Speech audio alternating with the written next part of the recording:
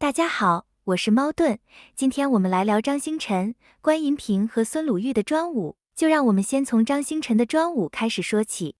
张星辰专武略有小成的效果，会在张星辰受到怒弓伤害时，有20%概率为全队增加1层护元盾。护元盾可吸收张星辰15%最大生命值的伤害，效果会持续1回合，不可叠加，并且每回合最多只会触发3次。只有20%概率触发护盾，这很明显是不够用的，因此需要第二个条件去提升触发概率。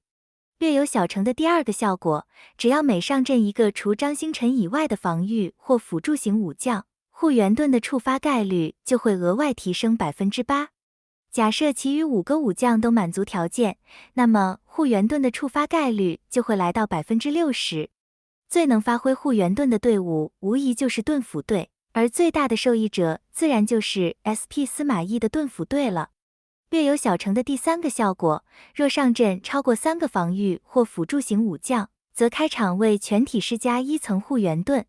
这个效果就相对容易达成，而且很多队伍都可以享受到。1层护元盾的效果虽然一般，但它怎么说也是一个开场护盾，有了全体护盾后，就可以让所有人都吃到水猴子的冰心效果。再来张星辰的1层护盾，加上水猴子的2层护盾，就可以保证老爸 SP 张飞有足够的护盾值，在开场就释放龙魂技。专武炉火纯青的效果，每当我方武将的护元盾消失时，都会恢复自身5%的生命值和100点怒气。蜀国武将效果翻倍，如果是蜀国的防御型武将，则效果再次翻倍，效果的最大受益者依旧是 SP 张飞。专武神乎其技给的能力，一样是护元盾消失后的效果。它会使护元盾消失的武将在受到下一次怒弓伤害前，最终免伤提升70%。下一次攻击前，提升护元盾吸收的伤害量40%的攻击力。简单来说，就是提升了武将在护元盾消失后对下一次怒弓的减伤，和提升了该武将下一次攻击的伤害。同样的，如果激活的武将属于蜀国，效果会增加20%。如果激活的是蜀国的防御型武将，则效果再增加60%。SP 张飞又再次吃满了加成效果，真是生了个好女儿。当然，张星辰自己也是可以吃到这效果的，只是收益没有 SP 张飞来的大，毕竟它只能用来防御，而无法像 SP 张飞一样输出。整体来说，虽然张星辰的命魂延期了，但好在还是有专武给了个小加成。张星辰的专武是翻新后的最新版本，虽然加成不大，只提升了他老子，但还是要抽的。专武其次是提升了蜀国武将，最后是提升了防御和辅助武将所组成的队伍，所以女团是用不到张星辰的，女团玩家不必抽。只有蜀控和 SP 司马懿的盾斧队，或者叫神念队才需要抽张星辰的专武。接下来我们来看孙鲁豫的专武，略有小成的效果，会使被平一的目标获得孙鲁豫80%的攻击力和防御力，不过超过50万的部分，转化率会降低至5%，并且被平一的目标还会获得40%的无视防御抗性。简单来说，平一不再只是能为附身的对象抵挡伤害，现在它还能为被附身的目标提升输出能力。不过这个提升究竟能有多少呢？平一所提升的攻击力和防御力，在超过50万后就会被缩水成5%。老区的攻击力现在已经有1个亿，也就是说在老区，孙鲁豫真正能提供的攻防加成，实际上只有5%而已，完全不够看。平一所提供的攻防加成，收益最大的其实是攻防数值还在50万左右的新区，而当中防御能获得的提升会比攻击更高，因为通常防御力的数值只有攻击力的1半，所以它能获得更高的转换率上限。平一所提供的第二个能力，40%的无视防御抗性，就珍贵许多了。这是只有老区才会有的东西，其最大的来源是后期的风物质。40%的无视防御抗性，这个数值是非常高的。要知道，一个专门提供无视防御的风物质，五星也只给了14%而已。所以，平一所提供的属性加成，更多还是在防御端上，攻击力的加成，只有新区可以享受到。专武炉火纯青的效果，会在孙鲁豫进入平一状态后才开始生效。当己方有人一武将受到暴击伤害时，会固定扣除孙鲁豫防御力50%的伤害。简单来说，就是为全队提供了一个暴击格挡的能力。炉火纯青的第二个效果，会使被平一的武将造成任意普攻伤害时，附带攻击力50%的真实伤害。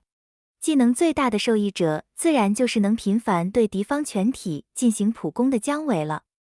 专武神乎其技的效果，会在孙鲁豫退出平一状态时生效。退出后，孙鲁豫会永久提升50%最大生命值，并恢复己方全体武将自身当前生命值5%的血量。孙鲁豫的最大生命值会影响平一后能为目标抵挡的伤害上限。也就是说，每一次孙鲁豫被解除平一效果后，下一次在平一时，能抵挡的伤害都会提升50%。另外，孙鲁豫的最大生命值也会影响猛毒伤害的最大上限。神乎其技的第二个效果，正是给了孙鲁豫在退出平一后，对敌方所有武将施加不可抵抗中毒的能力。施加的层数为当前回合数的1半，效果会持续2回合。整体来说，专武神乎其技提升了孙鲁豫在长线作战的能力。他的平一所能抵挡的伤害和退出平一后施加的中毒层数都会随着次数而慢慢增加。抽取建议，以前孙鲁豫能加入的队伍，不外乎是和孙鲁班搭档的火毒队，或新区和姜维搭档的火毒姜或盾姜。在老区，除非孙鲁班的专武也能一起上线，否则孙鲁豫应该还是没有机会出场的。在新区，即使孙鲁豫能出场，也只会是过渡用，所以不需要特地去抽，还是跳过吧。最后来说说小关关翻新后的专武，略有小成的效果。在第2回合开始后，若有任意敌方武将被施加控制，关银屏就会对其追加一个不消耗怒气的怒攻，每回合最多触发3次。炉火纯青的效果，提升了30%无视防御，提升了怒攻40%的最终暴击率和吸血率，并且敌方每处于一个不同的控制状态，还会使关银屏额外提升20%最终暴击率和40%的暴击伤害。关银屏专武的效果基本上都是奔着控制而去的，所以最能激活关银屏专武的人，自然就是一人身兼多种控制效果的 SP 刘备了。